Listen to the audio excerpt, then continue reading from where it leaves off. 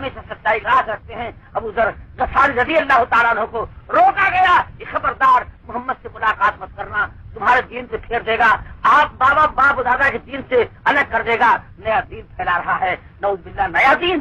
ارے وہ دین جو آدم علیہ السلام لے کے آئے تھے، وہ دین جو نوح علیہ السلام کا تھا، وہ دین جو ابراہیم علیہ السلام کا دین تھا، وہ دین عیسیٰ، ارے وہ دین ایمان سے کہتا جو ازلی دین تھا، جو ابدی دین ہے، وہی دین جو خدا کا دین ہے، وہی دین جو خدا کا دین حنیف، اس کو اللہ کی طرف برپا کر رہے تھے، جو بار بار برپا کیا گیا، کہتے ہیں نیا دین پھیلا، کیا کہتے ہیں مکہ والے، نیا دین پھیلا، نیا دین نہیں جی، وہ دین جس دین کو مٹا دیا گیا تھا، جس دین کو پامال کیا گیا، اسی دین کی اشاعت کر رہے تھے اللہ کے پیارے۔ جب روکا گیا تو کیا ہوا؟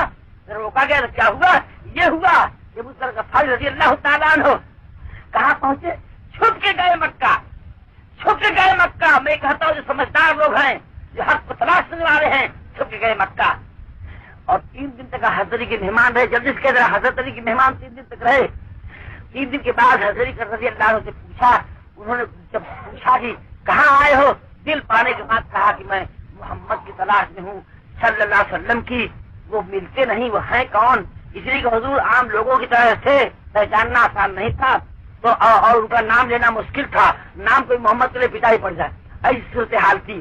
تو حضرت علی نے کہا میرے ساتھ چلنا، میں پیشاب کے بہانے بیٹھ جاؤں، کسی شک ہوگا بیٹھ جاؤں گا، تم چلتے رہنا، میں محمد کے پاس صبح کو جاؤں گا وسلم کے۔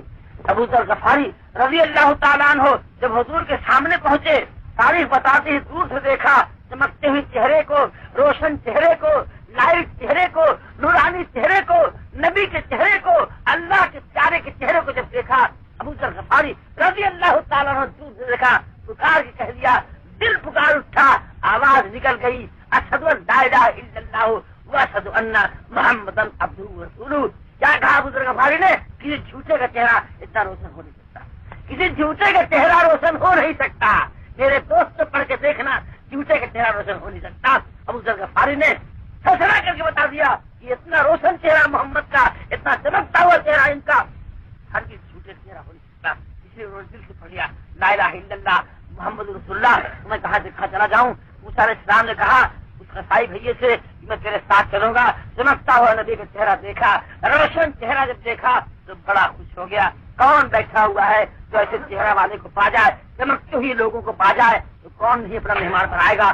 خوش ہوتے ہی مان زکریا جس کے گھر ٹھہر جائے۔ ابھی ہمارے دوست ناراض ہو رہے تھے کہ مولوی صاحب کیا ہم لوگوں سے اتنا بیر ہو گیا ہے، یہیں آتے جاتے ہیں، کوئی رات کو ہمارے یہاں ٹھہر کے بتا دیتے کہ ہم دوست آپ ہیں، دوست پور والے کے دوست ہم ہیں، جبکہ دوست پور والوں ہی سے دوستی قائم کر کے آپ علاقے بھر کے دوست ہوتے جا رہے ہیں۔ کیوں دوست پور والوں کی دشمنی آپ بتا رہے ہیں؟ کیوں نہیں ٹھہر جاتے؟ تو معلوم ہی ہوا انشاءاللہ تعالیٰ ایسے لوگوں کو روکنے کی سب کو تمنا ہوا کرتی ہے۔ میں اپنے کو نہیں کہہ رہا ہوں، ہاں اتنا ضرور کہوں گا کہ موسیٰ علیہ السلام اس ساتھ لے جاتے ہوئے اس قصائی کو فخر محسوس ہوا۔ کیا کہا؟ یہ ضرور میرے ساتھ آپ چلیے۔ لے گئے اپنے گھر۔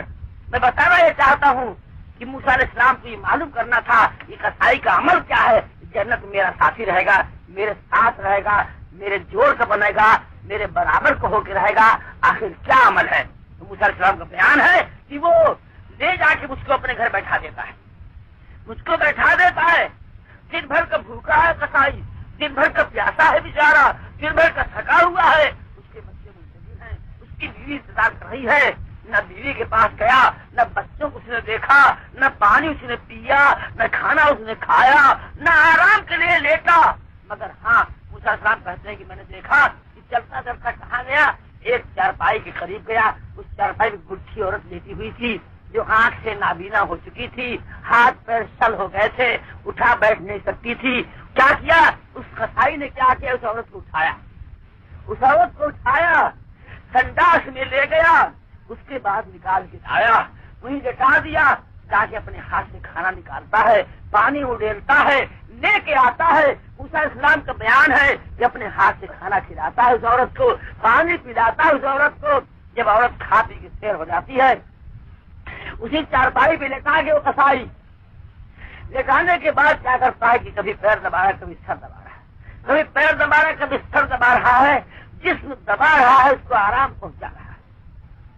جب بڑی دیر ہو جاتی تو عورت دعا دیتی ہے، عورت دعا دیتی۔ موسیٰ علیہ السلام سن رہے ہیں، موسیٰ علیہ السلام کو بیان ہے یہ عورت دعا دینا شروع ہوتی کہ پیارے اللہ، اے میرے پیارے اللہ، اس میرے بیٹے کو جو دن بھر کا بھوکا ہے، جو دن بھر کا پیاسا ہے، جو دن بھر کا تھکا ہوا ہے، جس کی بیوی منتظر ہے، جس کے بچے انتظار میں ہے، ہے پیارے اللہ، جو بیوی کی طرف نہیں گیا، بچوں کی طرف نہیں گیا، پانی کی طرف نہیں گیا، کھانے کی طرف نہیں گیا، آرام کی طرف نہیں گیا، اے پیارے اللہ جو میرا حق دے رہا ہے، اس میرے بیٹے کو جس نے مجھ کو کھلایا پلایا، جو میرا جسم دبا رہا ہے، جو میرا حق دے رہا ہے، پیارے اللہ اس میرے بیٹے سے راضی ہو جا، اور اس میرے بیٹے کو مرنے کے بعد، قیامت کے بعد جنت الفردوس میں موسیٰ علیہ السلام کے ساتھ نصیب فرما دے، پیارے اللہ اس میرے بیٹے سے راضی ہو جا اور میرے بیٹے کو موسیٰ علیہ السلام کے ساتھ نصیب فرما دے۔